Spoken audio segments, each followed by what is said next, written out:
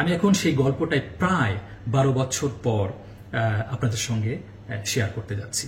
তো আমি যখন সঞ্জিদা খাতুনের এই মৃত্যুর ক্ষণটাকে দেখছিলাম, আসলে আমার মনে পড়ে গেল অনেক পুরনো একটা ঘটনা এবং আমার জীবনের একটা গল্প, এবং খুব সম্ভাবনা ছিল যে সঞ্জিদা খাতুনের এই মৃত্যু ক্ষণের সময়টায় হয়তোবা এই আমি শিবলি মেহেদী বা আমার পরিবারও হয়তোবা সেখানে উপস্থিত থাকতেও পারতাম।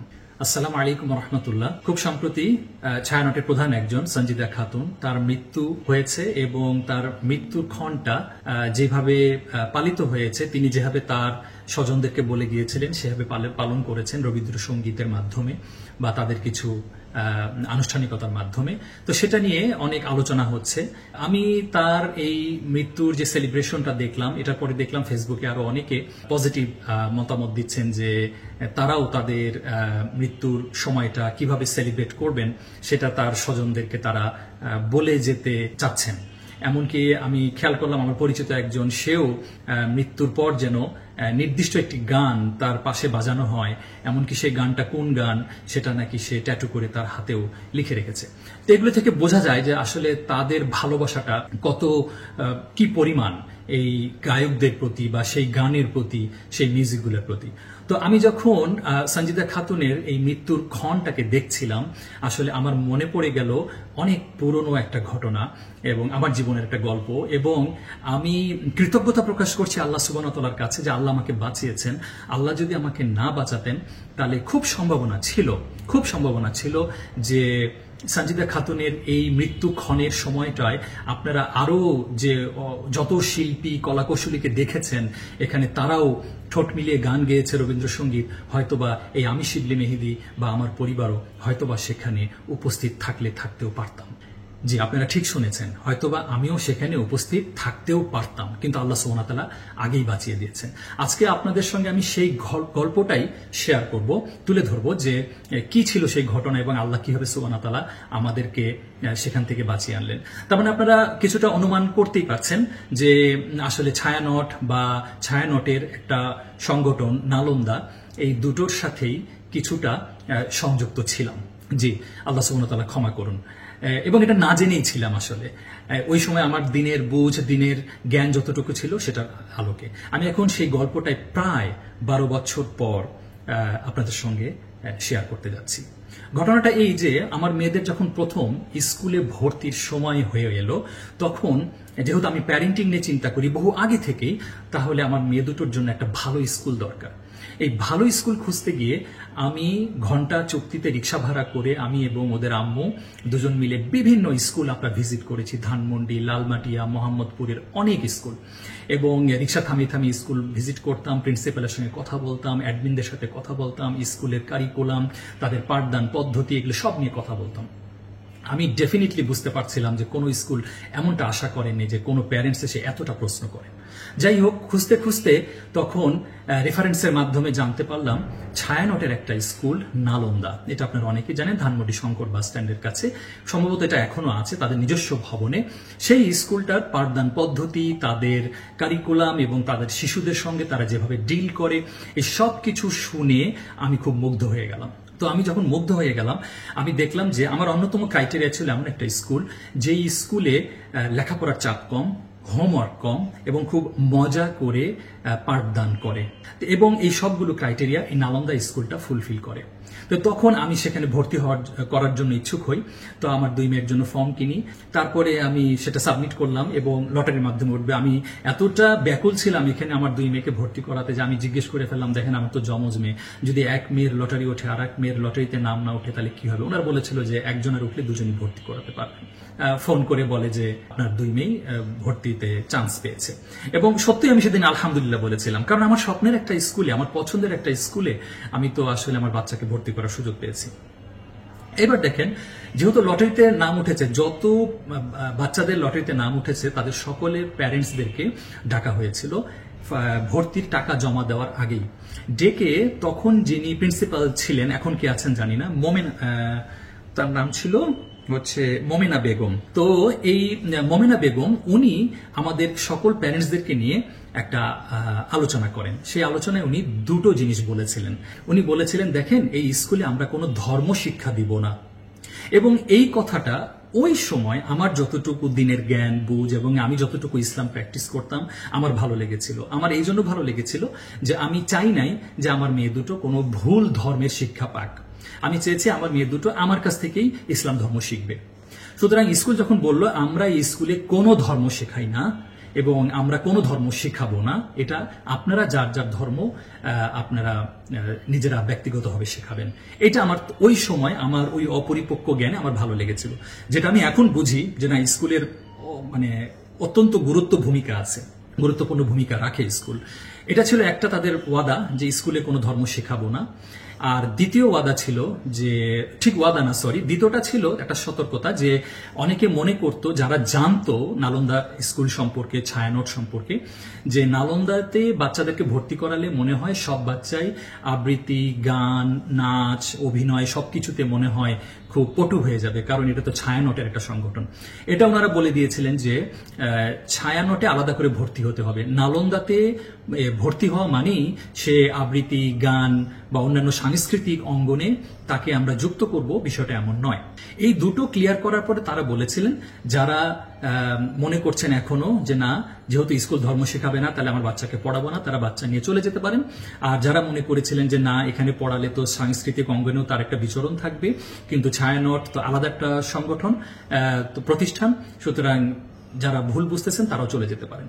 তো যাই হোক, সম্ভবত কেউ চলে যায়নি এবং আমার জন্য ছায়ানটটা ইম্পর্টেন্ট ছিল না, আমার জন্য ছিল আসলে শুধুমাত্র ধর্মশিক্ষা তারা দিবে না, দ্যাটস ফাইন। যাই হোক, বাচ্চাকে ভর্তি করাই দিলাম এবং সত্য বলতে তাদের পাঠদান পদ্ধতি চমৎকার ছিল এবং তারা চমৎকারভাবে অঙ্ক, বিজ্ঞান, বাংলা, ইংরেজি সবকিছুই তারা শেখাতো।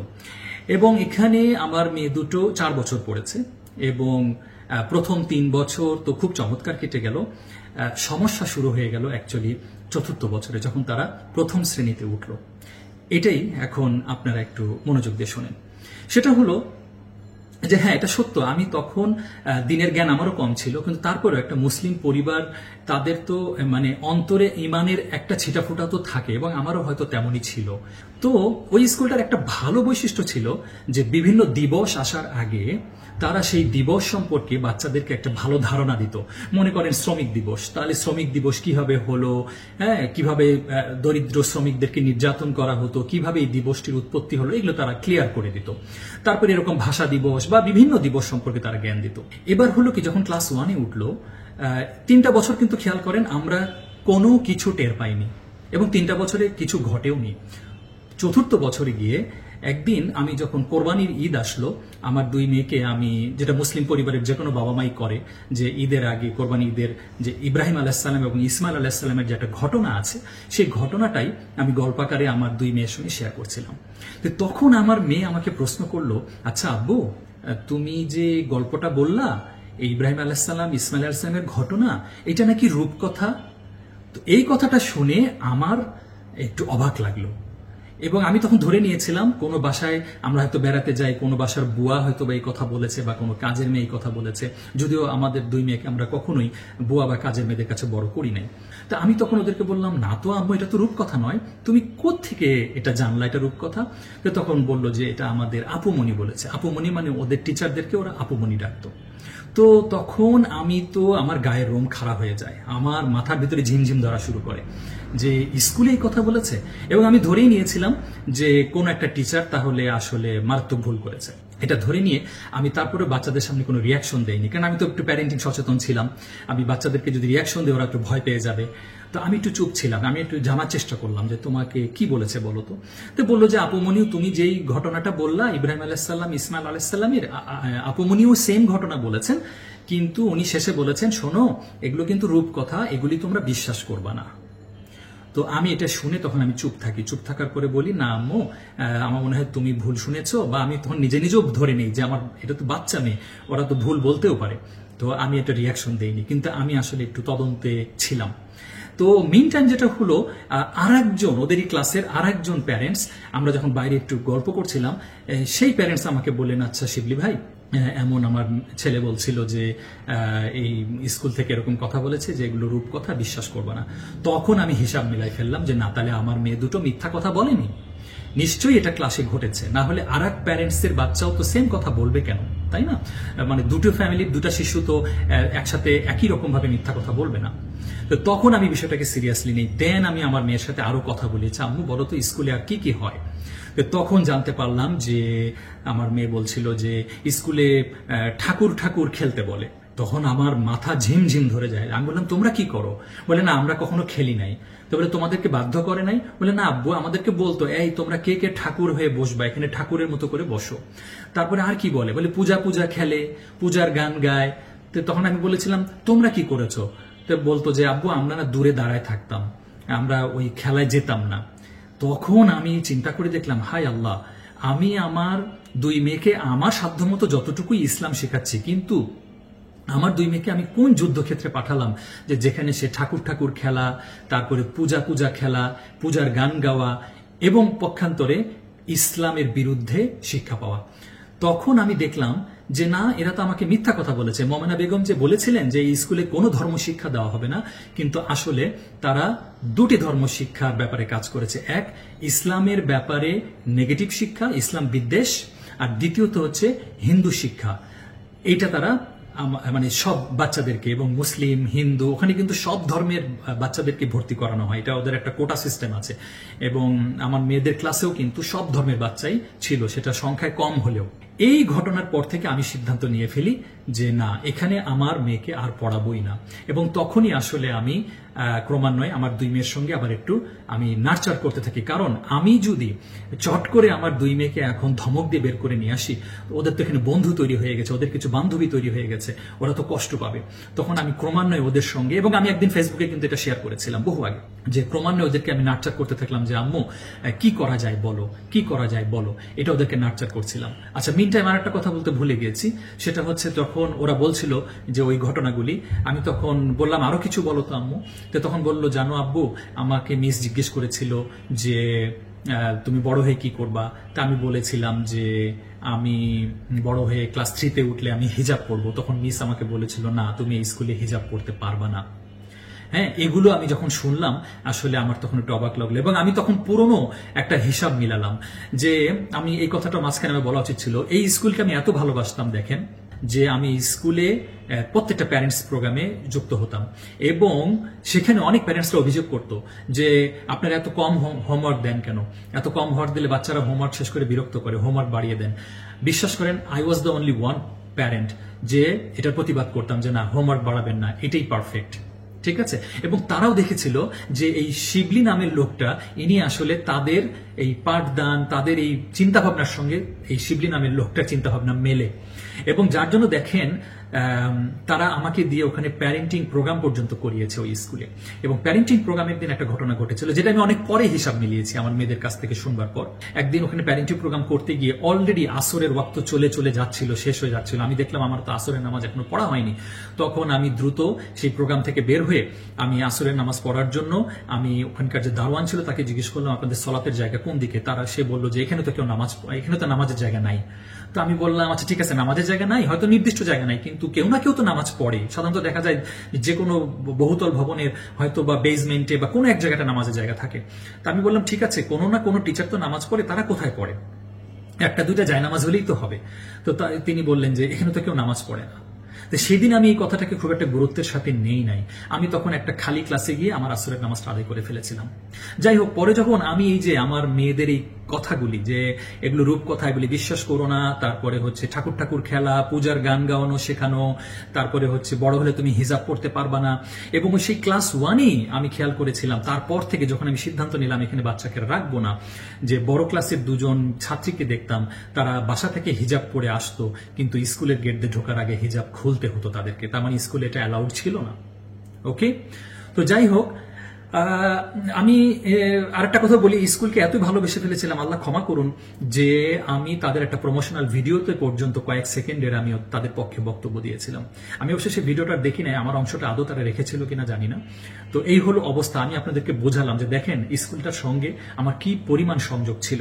তো সেখান থেকে এই ঘটনার পর যখন আমি সিদ্ধান্ত নিলাম যে না, এই স্কুলে রাখা যাবে না, কারণ যদিও ইসলামের জ্ঞান অতটা ছিল না, কিন্তু অন্তরে কোথাও ইমানের এমন একটা অংশ ছিল যেটার কারণে তাদের এই যে এটা রূপকথাটা বিশ্বাস করো না, এই কথাটাই আমাদেরকে নতুন করে চিন্তিত করেছে যে না, এই জায়গায় আদৌ বাচ্চাকে পড়াবো কি না, রাখবো কি না।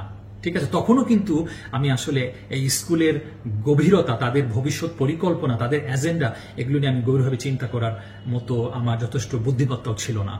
আমি অনেস্টলি বলছি। তো আমি যখন সিদ্ধান্ত নিয়েই ফেললাম যে এই স্কুলে পড়াবো না, এবং আমার মেয়ে দুটো সিদ্ধান্ত নিয়ে ফেললো, এবং আমার মেয়েকে যখন নার্চার করেছিলাম ওরা একটা কথা বলেছিল সব কিছু বিবেচনা করার পরে, যে আব্বু, যেই স্কুল আমাকে নামাজ পড়তে দিবে না, হিজাব পড়তে দিবে না, সেই স্কুলে আমরা পড়বো না। ব্যাস, এই সিদ্ধান্ত ওরা যখন নিয়ে নিল তখন আমরা ইসলামিক স্কুল খোঁজা শুরু করে দিলাম, এবং সেটাই ছিল দেখেন বেসিক্যালি তাদের এই কাজটাই আমাকে, আমার পরিবারকে ইউটার্ন নেওয়ালো যে বাচ্চাকে ইসলামিক স্কুলে পড়াতে হবে। এবং গ্র্যাজুয়ালি তারপরেও আসলে দেখা গেল আমাদের ইসলামের প্রতি আরো জ্ঞান অর্জন, এবং সেটা বাড়তে থাকলো। সেই প্রসঙ্গ এখন সাইডে রাখছি। তো যেদিন আমি স্কুলে গেলাম, এবং সেটা সেই দিনটা ছিল যে ক্লাস 2-তে ভর্তি হওয়ার জন্য তাদের সেটা একটা অফিসিয়াল ডে ছিল। তো আমি সেদিন গেলাম এবং গিয়ে বললাম যে আমি আমার বাচ্চাকে এখানে পড়াবো না, আমি টিসি চাচ্ছি, ট্রান্সফার সার্টিফিকেট চাচ্ছি। তো তখন তারা তো অবাক হয়ে গেল যে শিবলি ভাইয়ের তো এটা করার কথা না, যে শিবলি ভাই স্কুলকে এত ভালোবেসেছেন, তিনি আমাদের প্রমোশনাল ভিডিওতে অংশ নিয়েছেন, তিনি বিভিন্ন প্রত্যেকটা প্যারেন্টিং প্রোগ্রামে ছিলেন, প্যারেন্টসদের প্রোগ্রামে ছিলেন, এবং উনি এখানে প্যারেন্টিং প্রোগ্রাম করেছেন। আমাকে তারা আসলে তাদের নিজেদের একজন মনে করতেন। তো আমি যখন এই কথা বললাম তারা অবাক হয়ে গেল। তারা আমাকে জিজ্ঞেস করলো যে কেন শিবলি ভাই, আপনি কেন চলে যাবেন? তখন আমি তাদেরকে বলেছিলাম যে দেখেন, এত লোকের সামনে এখানে বলতে পারবো না, আলাদা কোনো রুমে নিয়ে গেলে বলতে পারি। তখন তারা আমাকে আলাদা রুমে নিয়ে যান, এবং আমি সেখানে বিস্তারিত বলি, আপনাদেরকে এতক্ষণ যা বললাম যে এটা রূপকথা, এগুলো বিশ্বাস করো না, তারপরে ঠাকুর ঠাকুর খেলা, পূজার গান গাওয়ানো শেখানো, তারপরে হিজাব করতে দিব না, এই যে নানাবিধ বিষয়গুলি। তখন দেখেন, যদি আমার অভিযোগগুলো মিথ্যা হতো, এবং যদি এমন হতো যে কোনো একটা টিচার ভুল করে এই কাজটা করেছে, তাহলে এই অফিস অ্যাডমিন থেকে আমাকে কি বলার কথা ছিল? আমাকে বলার কথা ছিল যে কি বলেন, এটা কে বলেছে, এটা আমাদেরকে কেন জানান নাই, আমরা ইনভেস্টিগেট করব, এবং তো বলার কথা না। হ্যাঁ, এবং আমি তাদেরকে বলেছিলাম যে আপনাদের স্কুল থেকে তো ধর্ম শিক্ষা দেওয়ার কথা ছিল না, তাহলে এটা কেন হলো? তো এটা কিন্তু তাদের বলার কথা ছিল, তাই না? যে না, তো এটা আমাদের নীতিবিরুদ্ধ কাজ হয়েছে, এটা আমরা সেই টিচার আমরা ইনভেস্টিগেট করব। এসব কিচ্ছু বলে নাই। তারা কি বলেছে আমাকে জানেন? সব কিছু শোনার পরে জাস্ট আস্তে করে বলেছে, আচ্ছা ঠিক আছে, দ্যাটস ইট। এটা বলে আমাদের মিটিং শেষ। তার অর্থ হলো এইটা আসলে তাদের একটা এজেন্ডা, এইটা তাদের পলিসি। তারা প্রথম 3টা বছর এমন কিছু করে না, এবং আমি এখন মনে করছি এটাও তারা কৌশলের সাথে করেছে। অর্থাৎ প্রথম 3টা বছর কিছুই না করার মাধ্যমে, ইসলাম বিদ্বেষী কোনো কিছু না করার মাধ্যমে, অন্ততপক্ষে বাচ্চাদের সাথে না করার মাধ্যমে তারা চেয়েছে যে এই প্যারেন্টসরা সেটেল হোক। যে প্যারেন্টসরা 3টা বছর সেটেল হয়ে যাবে তারা আশা করি বাকি বছরগুলো থাকবে। কিন্তু আসলে এগুলো রূপকথা, এটা বিশ্বাস করো না, এই কথাগুলি, এই কথাটাই যে আমাদেরকে নতুন করে চিন্তা করাবে, এইটা আসলে মানে তারা বোঝে না। এখানে আমি এখন যেটা বুঝি যে আসলে তারা করে পরিকল্পনা আর আল্লাহ করেন মহাপরিকল্পনা। তো তাদের এই কথাটাই আসলে আমাদেরকে বলতে পারেন যে ইসলামিক স্কুল খুঁজে বের করতে সাহায্য করেছে, এবং আমাদের পরে চিন্তা ভাবনাগুলিকে পরিবর্তন করতে সাহায্য করেছে। এখন এত ঘটনা কেন শেয়ার করলাম? সেটা হচ্ছে এই দেখেন যে সঞ্জিদা খাতুনের মৃত্যু হয়েছে, তিনি তার জীবন এবং মৃত্যুর পরবর্তী দিনগুলি কিভাবে কাটাবেন সেটা তার ব্যক্তিগত চয়েস থাকতেই পারে। অ্যাটলিস্ট এই রাষ্ট্র সেই ব্যক্তি স্বাধীনতাটা সবাইকে দিয়েছে। কিন্তু উনি ব্যক্তিগতভাবে যদি পালন করেনও তার ঘরের ভিতরে, এটা নিয়ে আমাদের বলার কিছু নাই। কিন্তু প্রবলেম হলো, আমার যেটা কনসার্ন, তার একটা স্কুল আছে, সেই স্কুলে অনেক বাচ্চা ভর্তি হচ্ছে, এবং সেই বাচ্চাদেরকে তাদের মতাদর্শর শিক্ষা দেওয়া হচ্ছে। এই কনসার্নটার কারণেই আমি আজকে এই পুরো ঘটনা তুলে ধরলাম। একটা জিনিস দেখেন, এটা আমার নির্বুদ্ধিতা ছিল ওই সময়, যে আমি এত খোঁজ খবর না নিয়ে শুধুমাত্র ওভার হোমওয়ার্ক না থাকা, তারপরে মজা করে পাঠদান করা, তারপরে পড়াশোনার চাপ না থাকা, এই বিষয়গুলিকে আমি প্রায়োরিটি দিয়েছিলাম, যেগুলো আমি সেখানে পেয়েছি। এমনকি তাদের রিপোর্ট কার্ড, এত চমৎকার রিপোর্ট কার্ড আমি এখনো রেখে দিয়েছি, এই যে নালন্দা রিপোর্ট কার্ড।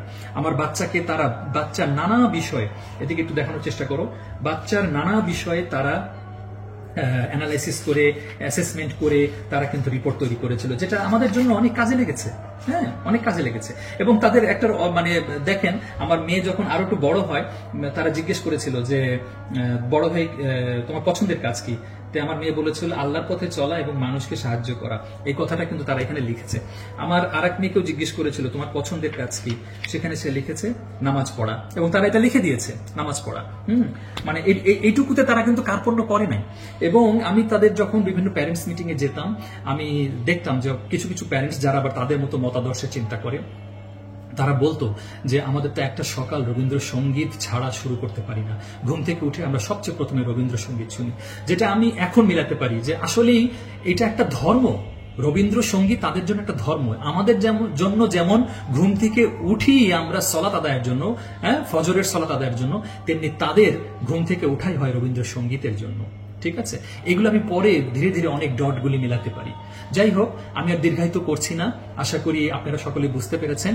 আমি আল্লাহ সুবহানাহু ওয়া তাআলার কাছে কৃতজ্ঞ যে এই সানজিদা খাতুনের মৃত্যুতে তারা যেভাবে সেলিব্রেট করেছে, আমরা পুরো পরিবার কৃতজ্ঞতা প্রকাশ করছিলাম আল্লাহ সুবহানাহু ওয়া তাআলার কাছে যে আজকে যদি আল্লাহ সুবহানাহু ওয়া তাআলা আমাদেরকে সেখান থেকে ফিরিয়ে না আনতেন, হয়তোবা এই তার এই মৃত্যুক্ষণের সেলিব্রেশনে হয়তোবা আমরাও থাকতাম। আল্লাহ আমাদেরকে বাঁচিয়ে দিয়েছেন। যে সমস্ত প্যারেন্টসরা তাদের সন্তানদেরকে স্কুলে ভর্তি করাতে চান, আমি তাদেরকে পরামর্শ দেব, প্লিজ স্কুলের প্রিন্সিপাল, অ্যাডমিন তাদের সঙ্গে কথা বলেন। স্কুলে কি কি দিবস সেলিব্রেট হয় এগুলো জানার চেষ্টা করেন। আজকাল তো দিবস আরো বেড়ে গেছে, ভ্যালেন্টাইন ডে, তারপরে হ্যালোইন ডে, আরো কত অজানা ডে আছে। এগুলো স্কুলে সেলিব্রেট হয় কিনা এগুলো আপনারা জানার চেষ্টা করবেন। স্কুলের ধর্মের ব্যাপারে কি স্ট্যান্ড পয়েন্ট এগুলো আপনারা জানার চেষ্টা করবেন, এবং তারপরে সন্তানকে নিয়ে সেভাবে চিন্তা ভাবনা করবেন। আমি আর দীর্ঘায়িত করলাম না, আশা করি আপনারা পুরো মেসেজটা পেয়ে গেছেন। আসসালামু আলাইকুম ওয়া রাহমাতুল্লাহি ওয়া বারাকাতুহু।